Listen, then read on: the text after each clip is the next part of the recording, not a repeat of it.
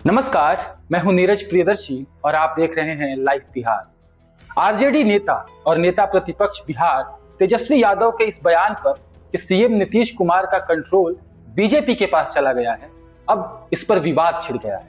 JDU ने तेजस्वी के इस बयान पर पलटवार किया है और पार्टी नेता नीरज कुमार ने कहा है कि तेजस्वी यादव के माता पिता के शासनकाल में कौन लोग सरकार को हाईजैक किए हुए थे, यह याद करना चाहिए।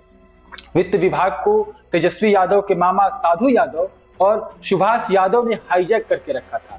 क्या तेजस्वी यादव यह भूल गए? गृह विभाग को शहाबुद्दीन ने हाईजैक करके रखा था। क्या तेजस्वी यादव यह भूल गए? आपको बता दें कि बिहार में एक बार फिर से हलचल तेज हो गई है। जेडीयू प्रमुख और मुख्यमंत्री नीतीश कुमार को लेकर आरजेडी नेता तेजस्वी यादव के बीजेपी कंट्रोल वाले बयान पर घमासान शांत होता नहीं दिख रहा है। पहले डिप्टी सीएम विजय सिन्हा का बयान और फिर उनका यू टर्न इस तरह से लगा जैसे कि वो तुरंत अपने बयान से पलट गए हैं, क्योंकि मामला बिगड़ते जा रहा था। तो दूसरी तरफ आरजेडी विधायक ने नीतीश कुमार को खुला ऑफर दे दिया है और स्वागत करने की इच्छा जताई है। हालांकि बीजेपी नेता और केंद्रीय मंत्री नित्यानंद राय ने आरजेडी पर पलटवार किया है। केंद्रीय मंत्री नित्यानंद राय ने कहा है कि आरजेडी परिवारवादी पार्टी है और भ्रष्टाचार में लिप्त है। नीतीश कुमार बिहार को अच्छे तरीके से चला रहे हैं। नीतीश ने जंगल राज से मुक्ति दिलाई है। नीतीश कुमार के नेतृत्व में बिहार का चुनाव लड़ेंगे और ज्यादा से ज्यादा सीटों पर जीतेंगे। ये केंद्रीय मंत्री नित्यानंद राय का बयान है। इससे पहले राय ने कहा था कि बिहार के लिए जिन्होंने कुछ नहीं किया वे ऐसी बात कर रहे हैं। तेजस्वी यादव की पार्टी ने बिहार में जंगल राज किया और राज्य को चौपट किया। बिहार को जंगल राज से निकालने वाले मुख्यमंत्री नीतीश कुमार हैं और बिहार को विकास के रास्ते पर लाकर उसके भविष्य को बनाने वाले नीतीश कुमार हैं। भ्रष्टाचारी लोग केवल बयान दे रहे हैं। ये केंद्रीय मंत्री नित्यानंद राय का बयान है, जो उन्होंने तेजस्वी यादव के बयान का पलटवार करते हुए कहा है। दरअसल आरजेडी नेता तेजस्वी यादव ने कहा था कि अब नीतीश कुमार को बीजेपी चला रही है। सीएमओ का पूरा कंट्रोल बीजेपी के हाथ में चला गया है। अब अमित शाह बिहार में सब कुछ देख रहे हैं और दिल्ली में बैठे जदयू के कुछ नेता बीजेपी के लिए काम कर रहे हैं। इनके जो 4 नेता हैं जो दिल्ली चले गए हैं, वो 2 पटना में हैं या पूरी तरह से बीजेपी के संपर्क में हैं और पूरी तरीके से अमित शाह के कंट्रोल में हैं। ऐसा बयान तेजस्वी यादव का रहा था। तेजस्वी के बयान पर जेडीयू ने पलटवार किया और पार्टी के प्रवक्ता नीरज कुमार ने कहा कि नीतीश कुमार को कोई हाईजैक नहीं कर सकता। नीतीश कुमार जब पॉलिटिकल सिजेरियन इंजेक्शन देते हैं तो उसका दर्द बड़ा करारा होता है।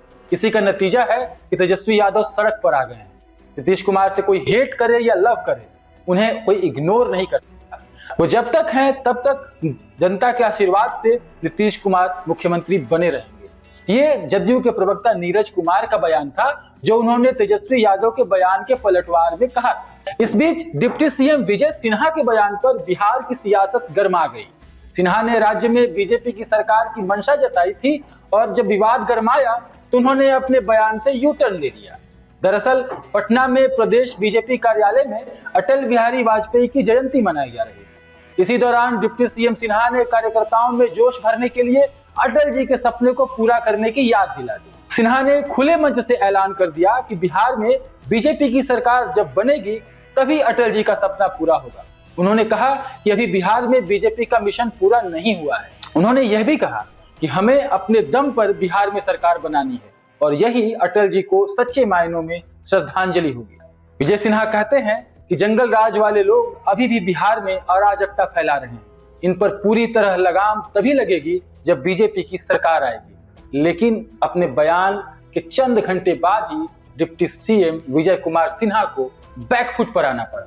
उन्होंने सफाई देते हुए कहा कि नीतीश कुमार के पास ही बिहार का नेतृत्व रहेगा और 2025 में एनडीए का नेतृत्व नीतीश कुमार ही करेंगे। विजय सिन्हा के बयान पर जेडीयू नेता नीरज कुमार ने कहा कि बीजेपी नेता विजय सिन्हा ने जो बयान दिया है उससे राजनीतिक विमर्श की शुरुआत हुई है। वो अटल जी की इच्छा की बात कर रहे थे कि मिशन पूरा होगा जब बिहार में बीजेपी की सरकार बनेगी। लेकिन अटल जी ने तो नीतीश कुमार पर भरोसा किया था। अटल जी ने सुशासन की कमान नीतीश कुमार को सौंपी थी। अटल जी नीतीश कुमार से बहुत प्यार करते थे। ये जदयू के प्रवक्ता नीरज कुमार ने कहा है विजय सिन्हा के बयान पर। इससे पहले आरजेडी चीफ लालू प्रसाद यादव के करीबी और विधायक भाई वीरेंद्र ने नीतीश कुमार को एक बार फिर महागठबंधन में आने का ऑफर दे दिया और कहा कि राजनीति में कुछ भी संभव है।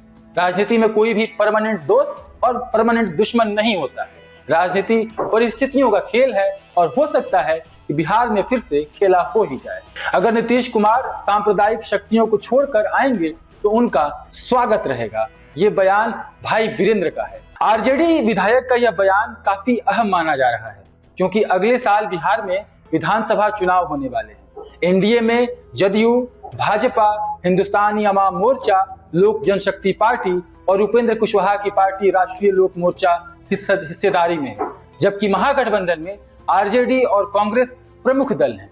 बिहार में इन दिनों 2025 के विधानसभा चुनाव को लेकर जदयू की तरफ से हर दिन नए नए पोस्टर जारी किए जा रहे हैं। इसमें नीतीश कुमार को 2025 में फिर से नेतृत्वकर्ता के तौर पर बताया जा रहा है। फिलहाल विजय सिन्हा ने जब सफाई दी तो अपने पिछले बयान पर उन्होंने कोई टिप्पणी तो नहीं की, लेकिन सीधा मैसेज यही रहा कि नीतीश के बगैर बिहार में एनडीए नहीं चलने वाला है।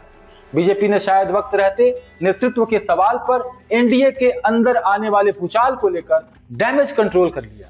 हालांकि सबसे ज्यादा किरकिरी अगर किसी की हुई तो वो विजय कुमार सिन्हा ही थे, जो कि अभी बिहार के डिप्टी सीएम हैं। इससे पहले दिल्ली आए डिप्टी सीएम सम्राट चौधरी ने कहा था कि एनडीए अगले साल बिहार में मुख्यमंत्री नीतीश कुमार और प्रधानमंत्री नरेंद्र मोदी के नेतृत्व में विधानसभा चुनाव लड़ेगा।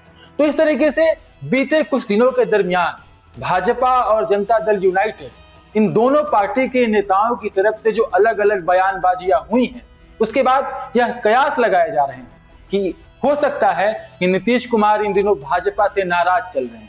शायद ये भाजपा से नीतीश कुमार की नाराजगी ही थी जिसकी वजह से कल बेगूसराय के सांसद गिरिराज सिंह ने नीतीश कुमार को भारत रत्न देने की मांग कर दी।